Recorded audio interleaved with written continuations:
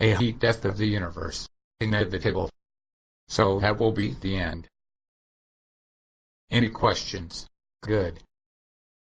Be sure you complete your assignments for Monday. Have a great weekend.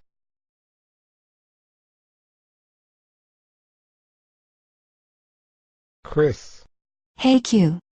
Professor, can I ask you a question? Could you schedule an appointment? I have office hours Monday. Oh, okay.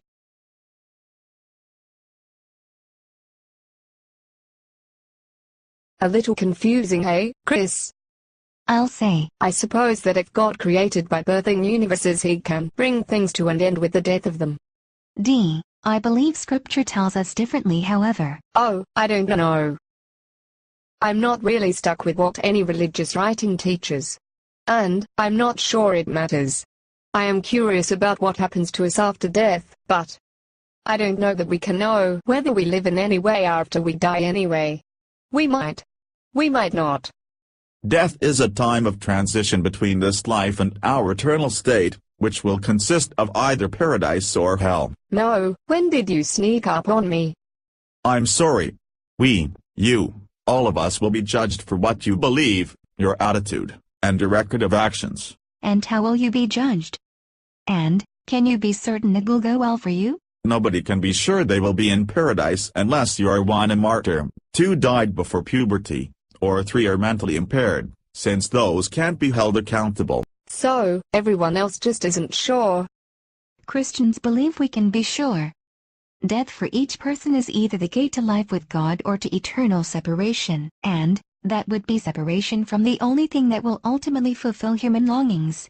But, when we are judged on the basis of what Jesus Christ has done for us on the cross, we can be sure. We can be sure we will go to heaven after death if we believe Jesus is Lord and died and rose again for us. But aren't you also disturbed by the idea that our solar system will die when the sun expands and then dies? You guys should be rattled. What the professor says means there is nothing to look forward to. The universe will die. We will die way before that.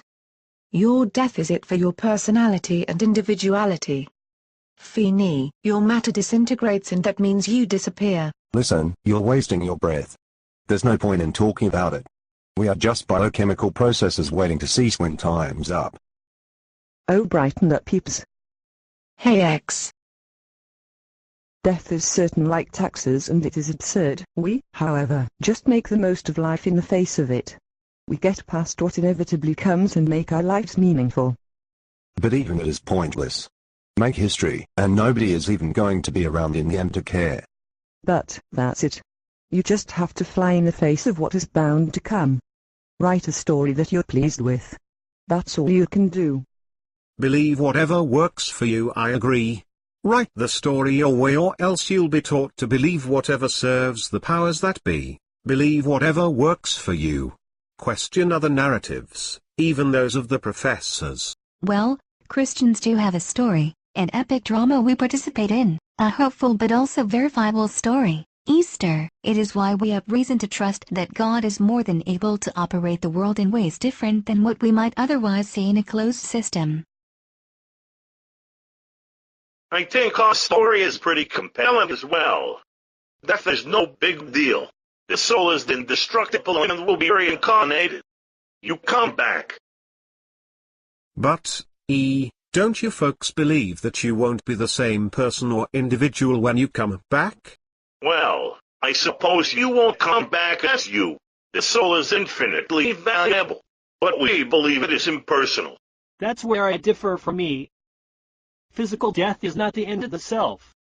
Death is a transition to another form of life. Sort of like reincarnation with little bits of past life recall. Under the experience of cosmic consciousness, the fear of death is taken away.